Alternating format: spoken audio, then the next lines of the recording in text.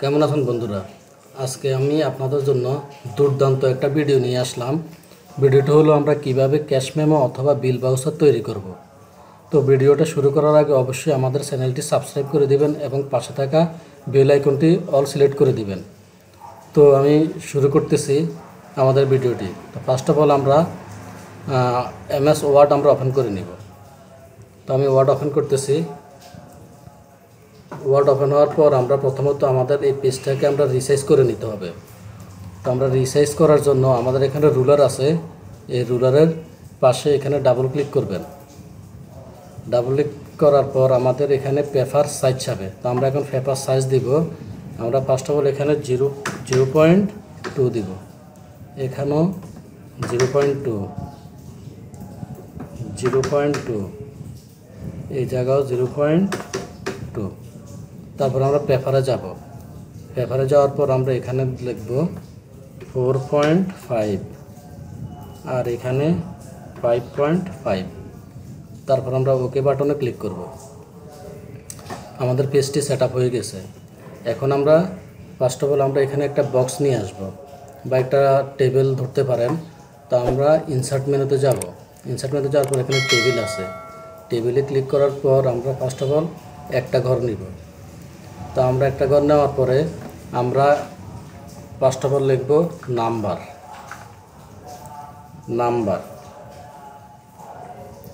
তারপরে লিখব tax invoice,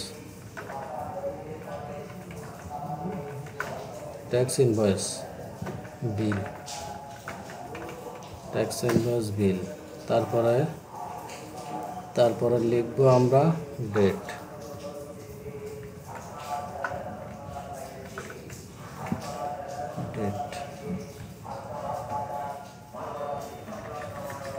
আমরা এখানে স্পেস দিয়ে একটু খালি করে দিব।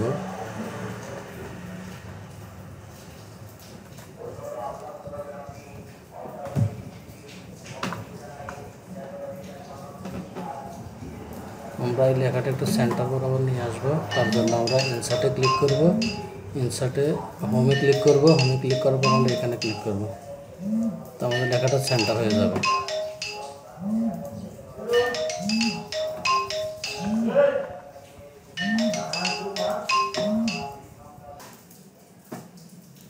আচ্ছা, তারপর আমরা লিখব আমাদের নাম্বার, ট্যাক্স ইনভয়েস বিল এবং ডেট। ডেট দেওয়ার পর আমরা এখন লিখব প্রতিষ্ঠানের নাম।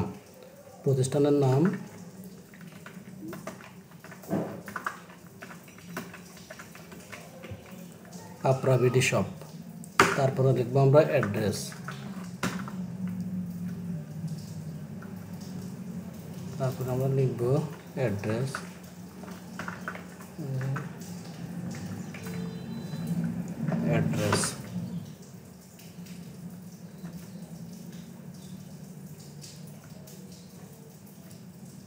আমরা এখানে অ্যাড্রেস পুরোটাই লিখে দিব। অ্যাড্রেস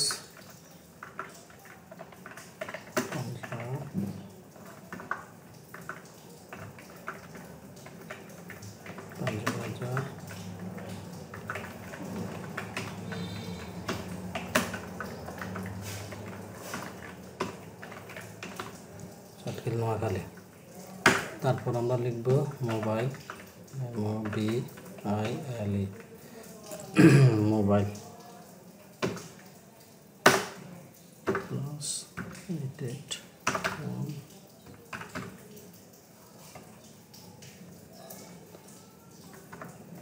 আপনারা আপনাদের নিজের মতো করে মোবাইল নাম্বারটা দিয়ে দিবেন। আমি একটা ডিফল্ট একটা নাম্বার দিয়ে দিছি। তারপরে আমরা একটা স্পেস দিব, স্পেস দিয়ে লিখব আমরা নেম, নেম।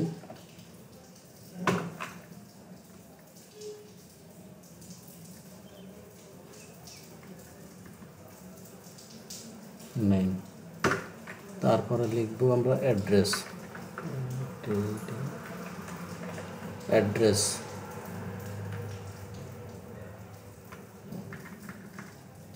তারপর লিখব ডেট।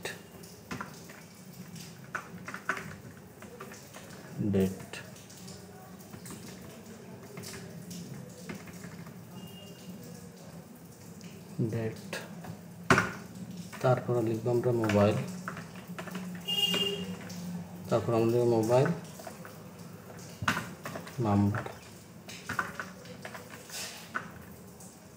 নাম্বার, তারপরে দেখব আমরা ইমেল,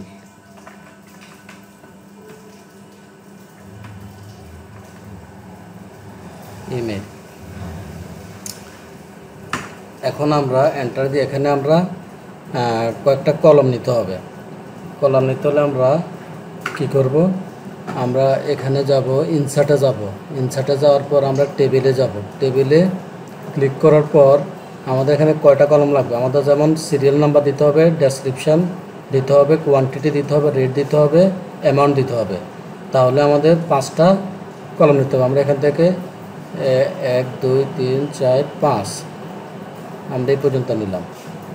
নেওয়ার পর আমরা এখন এখানে লিখব সিরিয়াল নাম্বার,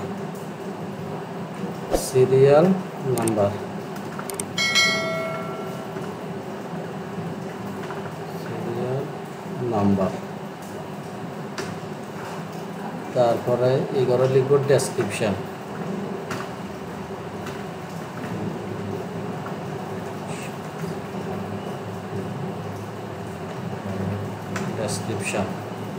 তারপর লিখব আমরা কোয়ান্টিটি,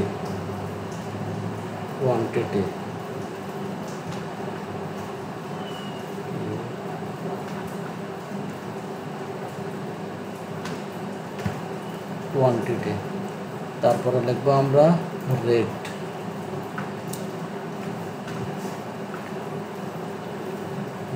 তারপর লিখব আমরা অ্যামাউন্ট,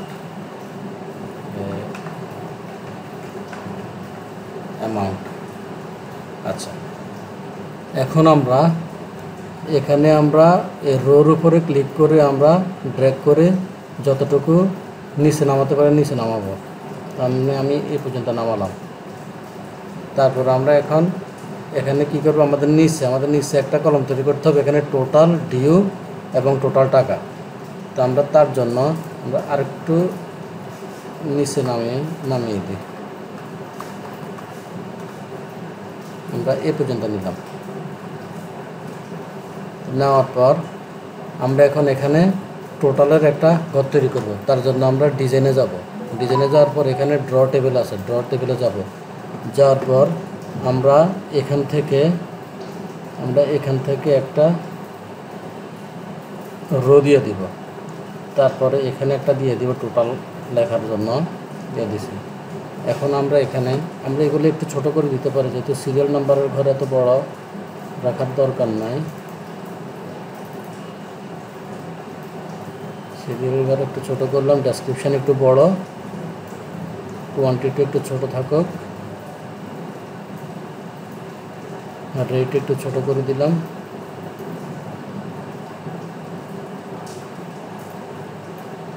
এই পর্যন্ত রাখলাম।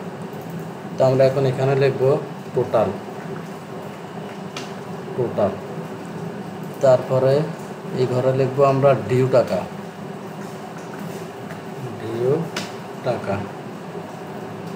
তারপরে আমরা এখানে আরেকটা রো দিতে পারি, দিলাম। তারপরে আমরা এই ঘরে দিব টোটাল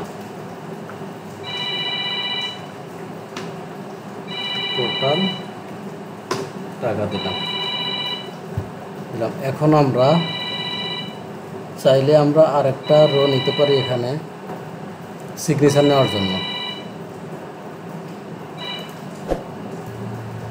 আচ্ছা, আমাদের এখানে টোটাল ডিউ টাকা, টোটাল টাকা লেখা হয়েছে।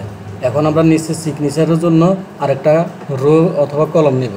তো আমরা এখানে আবার ড্র টেবিলে ক্লিক করব, ক্লিক করার পরে আমরা এখানে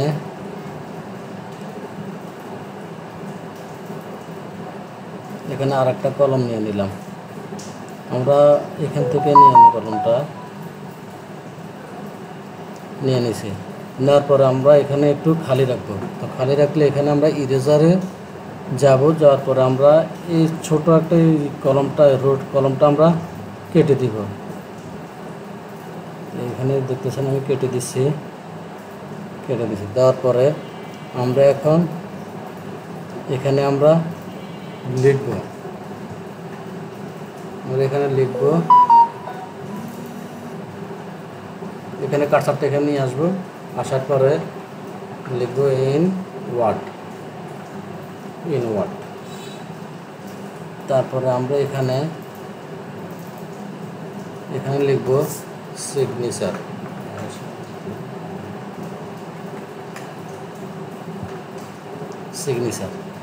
তো আমরা সিগনেচারটা দিলাম। দেওয়ার পরে আমরা সিগনেচারের উপরে একটা টান দিব। তার জন্য আমরা ইনসার্টে যাব, ইনসার্টে যাওয়ার পর শেপে যাব। শেপে যাওয়ার পর আমরা এখানে কিবোর্ডের শিফট চেপে ধরে আপনারা এখানে একটা টান দিয়ে দেবেন। তো আমরা এটা একটু বড় করা লাগবে, তাই জন্য আমরা এন্টার দিব। এখানে আমরা আমাদের গ্যাপটা বড় হয়ে গেছে।